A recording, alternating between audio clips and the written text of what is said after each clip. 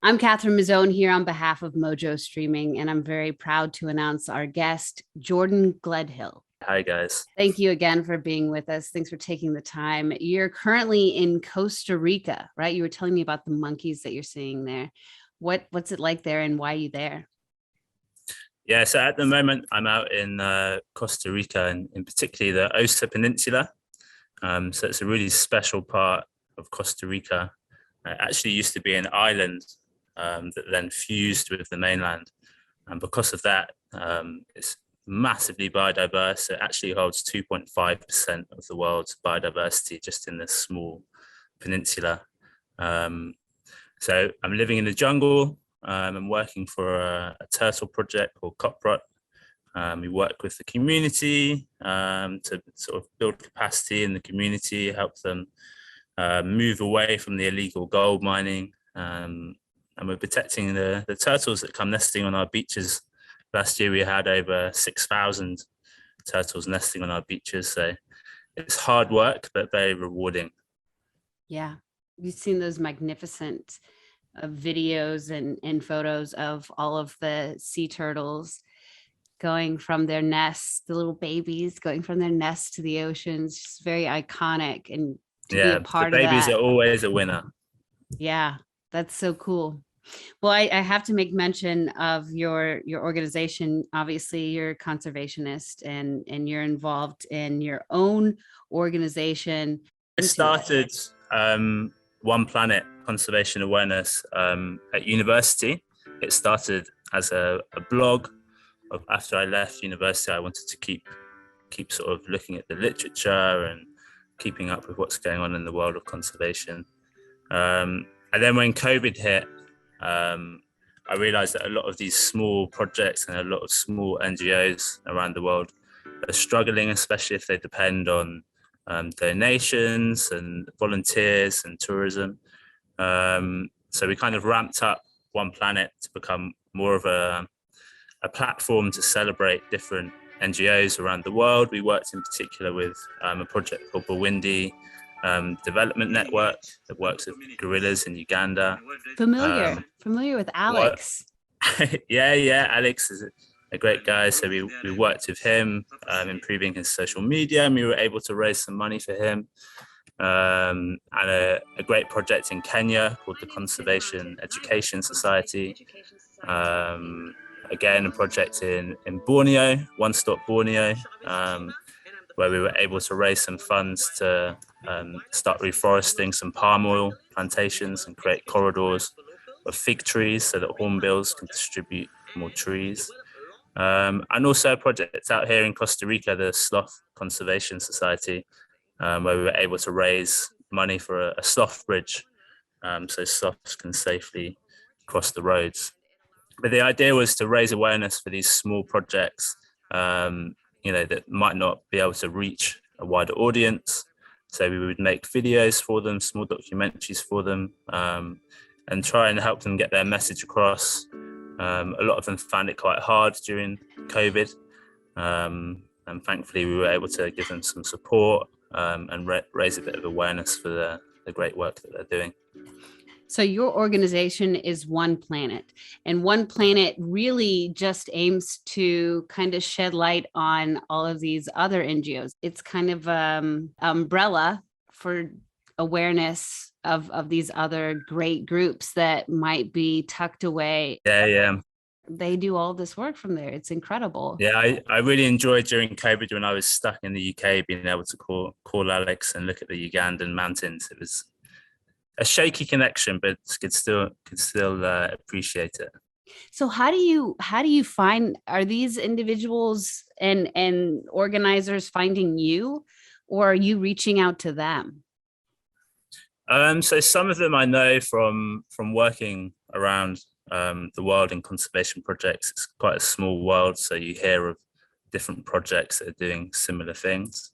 But a few of these, so for example, Alex in Bawindi and in Kenya with Kali's project, I just been searching on the internet for small projects that look as though they have sort of a good mission and good focus. Because big projects like WWF and the Rainforest Alliance, they've got millions of pounds to spend on advertisement and raising awareness. So I was just looking for these small projects that are working hard to, make their communities better and improve biodiversity, but just need a bit of help in terms of connecting and networking.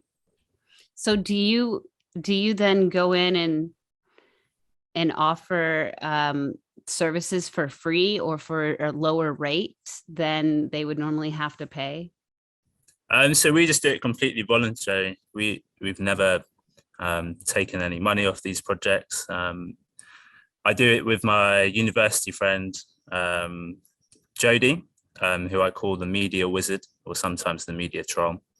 And she's the one that makes these amazing videos, these amazing mini documentaries, and makes our website look lovely.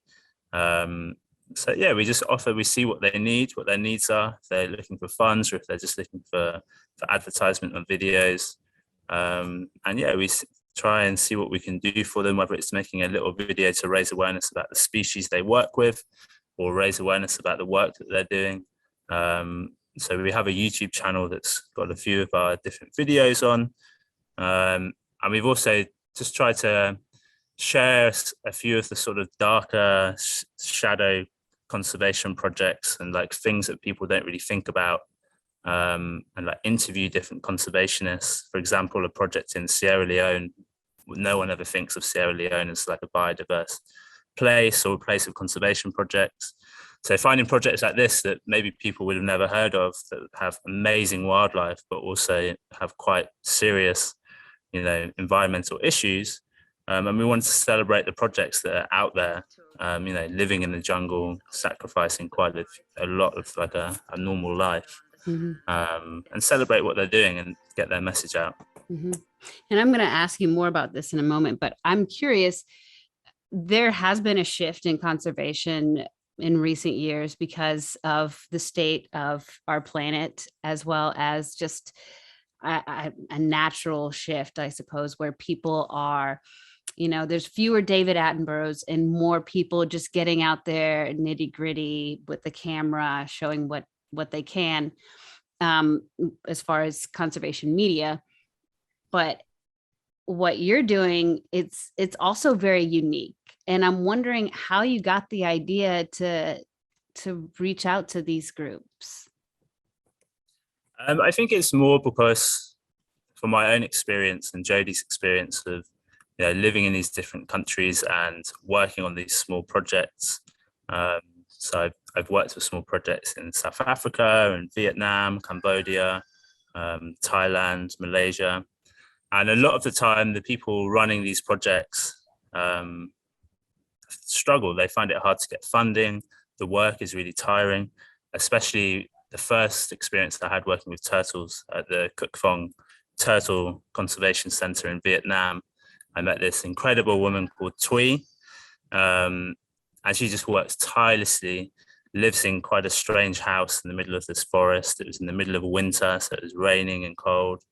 I just felt the need that, these people that are sacrificing, as I say, a normal life, normally women, so they're under a lot of pressure to, have kids, get married. They get a lot of comments like, when are you going to get a real job? Why are you hanging around with all these like Western volunteers and things? So I wanted to celebrate their work and, let them know that they're appreciated, let them know that all their hard work is worth something, and that actually, they may think that they're not living a normal life, but other people think they're living sort of like the dream life.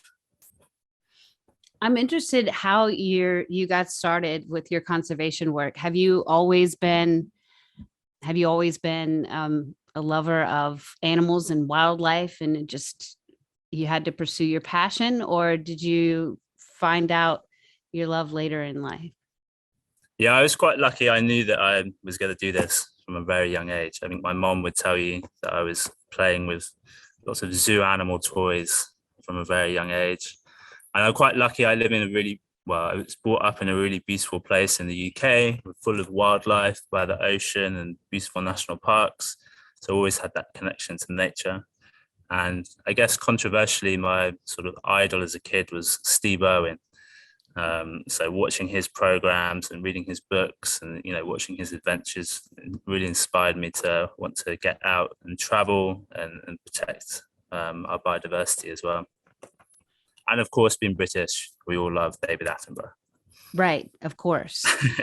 And those khaki shorts, I know you're a big fan, and that conservation life is more like the life of Steve Irwin than maybe you first anticipated. Or Absolutely. You're not a true conservationist till you have khaki shorts and you wear socks and Crocs. Well, it definitely fit the bill, half the time at least.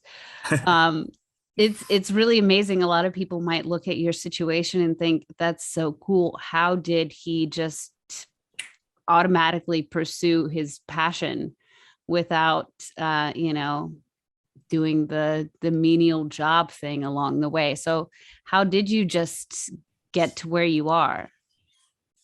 I think perseverance. I think a problem with conservation is people sort of give up quite early.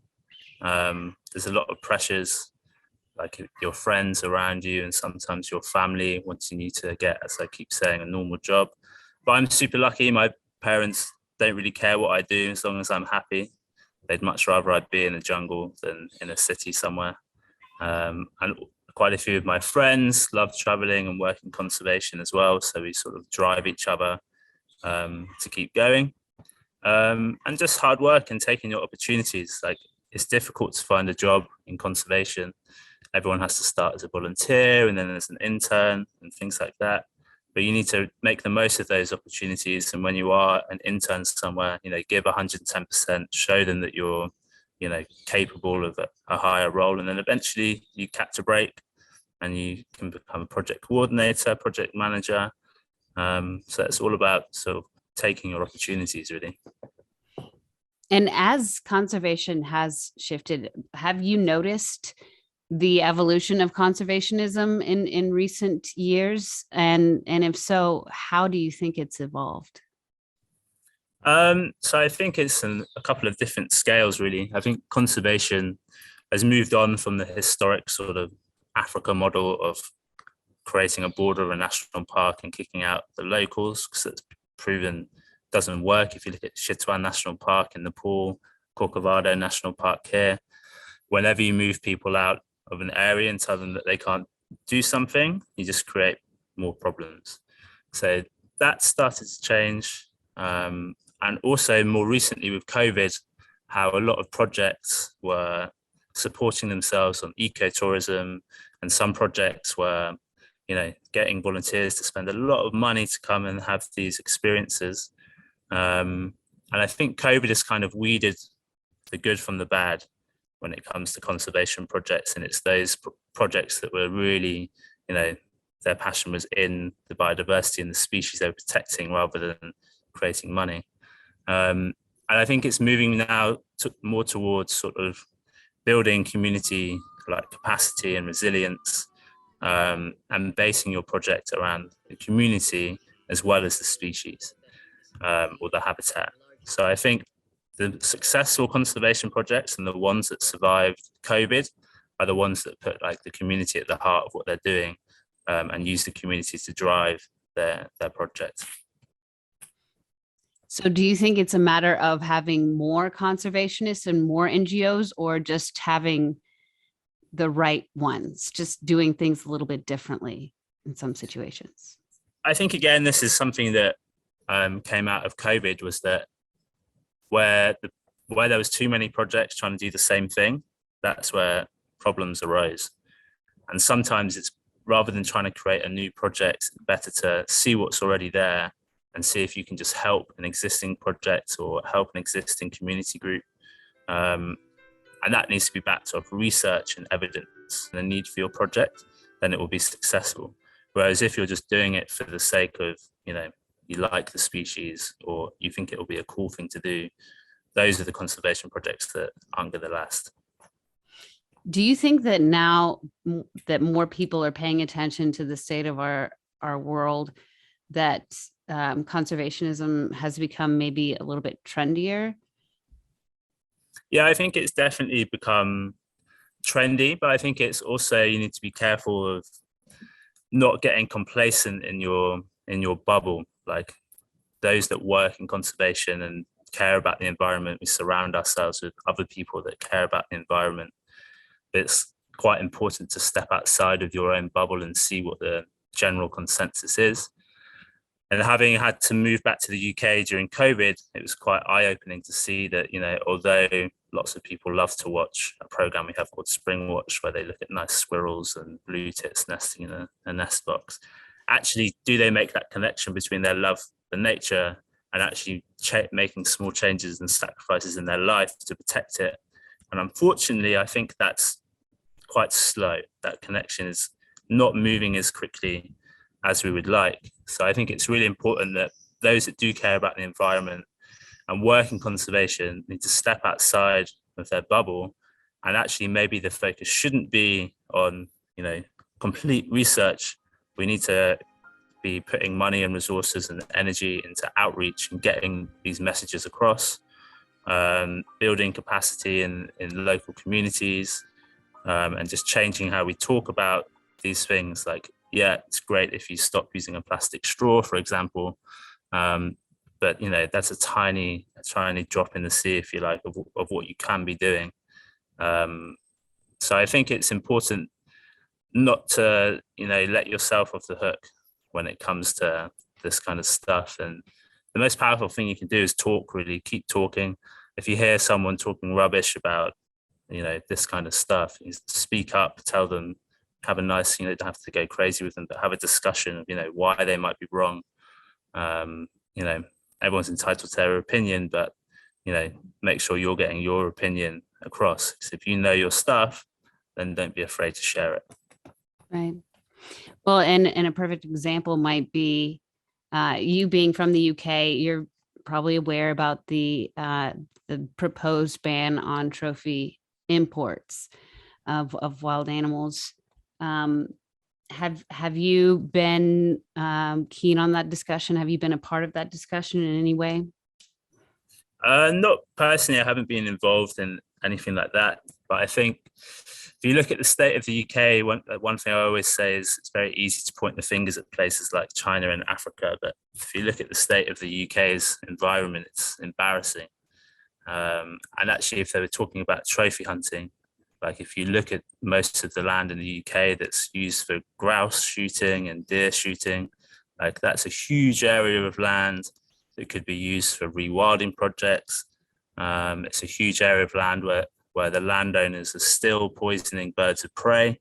Like there's been releases of these amazing white-tailed eagles across the UK, but yet these landowners that own the grouse shooting like farms and parks are still poisoning these big birds.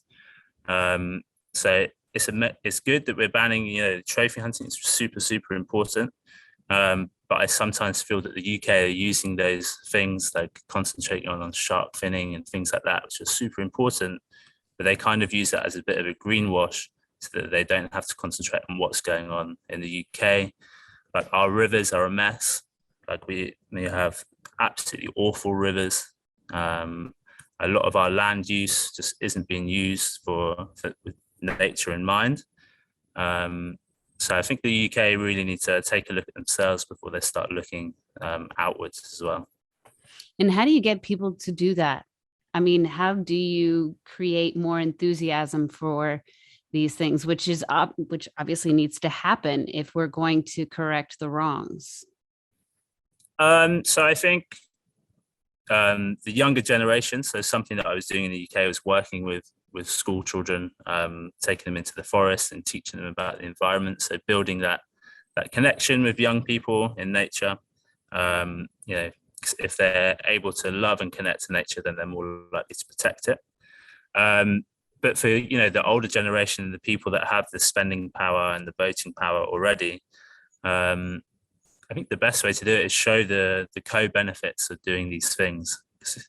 For example, not mowing your front yard, showing them the co-benefits of that. It's not just for the bees, like it's going to improve the air quality, especially in the cities. And things like putting a monetary value on things. So Tony Juniper, for example, who's now the head of Natural England, which is the governing advisory body for the government, he wrote a great book about what has nature ever done for us. And essentially he's put like economic value on the ecosystem services that nature provides us. I think that's a really important thing to do when you're speaking to governments and local councils, is talking about these co-benefits of these actions. So whether it's planting trees, cleaning your river, yeah, it has a positive impact on the environment, but it has a positive impact on health, physical and mental health. It can have economic like positives as well, saving money on health issues. It can save money on water purification. So showing people, you know, they might not care about nature, but they care about their health, and everyone cares about money. So that's something that they can connect to nature with if they're not too keen on watching the squirrels and the blue tits. Yeah, exactly. So what issues do you think, what issues should we be paying attention to? What do you think are the most pressing issues for conservationists right now? I think equability, really, I think the major problem is sort of the social injustice of environmental issues. You know, climate justice, environmental justice is social justice, essentially. Yeah, and making this top 1% who are emitting the most carbon and emitting, you know, causing the most damage to our planet, we need to make them, you know, pay for what they're doing. There needs to be much more fair systems in place in terms of who's feeling the impacts of climate change and environmental damage, and who are the ones that are causing it, which I think at the moment is something that, you know, these big corporations and governments are getting away with far too easily. I'm not sure if you guys have the movement in the US of Extinction Rebellion, but it's something that I got heavily involved with in the UK, who are using civil disobedience, so things like, you know, blocking roads, dropping banners, and basically making some noise in front of governments and these big corporations to show them that, you know, the time for talking is over and they need to start taking some action.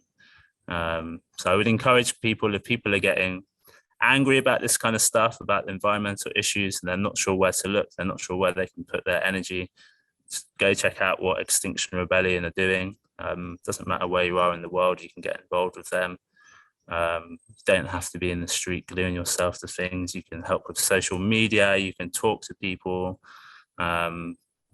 But I think that's what needs to be done. Like, you know, it's all well and good chatting in the pub with someone, but unless you're on the streets making some noise, you know, making life difficult for these big corporations, then nothing's going to change. So how are you funded, and how can people participate or, I guess, donate to your cause? So right now, with the project I'm working on, CopRot, so we're a small organization working to protect our turtle nesting beaches. So we've got a big population of olive ridleys and the Pacific green, both of which are endangered. So we rely on small grants, donations, tours. Volunteers come and they contribute towards their food and the running of the project. So if people are interested to support our project here, and we're looking for some donations to create like a small outdoor classroom so we can start bringing the local community in, teaching them English, teaching them about conservation. So yeah, tortugas.osa.com. You can adopt a nest, you can donate towards our project. And if anyone's coming out to Costa Rica, you can come and check out the project and stay with us. And turtles, the reason why I work with turtles is because they're a nice, what we call umbrella species. Like, if you protect the turtles, you're protecting the oceans, you're protecting the beaches, you're supporting the local communities, you're protecting the forests behind the beaches. And everyone loves a turtle, so it's quite easy to use use turtles as like a drive to teach people about climate change and plastics and all these other environmental issues. What would you tell folks who might want to get involved with some aspect of, maybe they're good at media or, video or photography, and they want to do something for a conservation group, or maybe they want to get fully involved and have that as their full-time job. I don't know if that's possible right away, but what would you say to those folks? I think this is something that is changing at the moment. If you look at all the sort of environmental job websites, and it's a message I've always told my volunteers and interns is like anyone can be a conservationist. Doesn't matter what your background is, doesn't matter what your skills are. Like conservation needs lawyers, it needs media people, it needs photographers, it needs, accountants. Anyone can use their skills and their experience in the environmental sector and conservation. And I think that's starting to change now. Even small organizations are looking to improve their finances through more professional accounting. They're looking to get more professional like event organizers and fundraisers.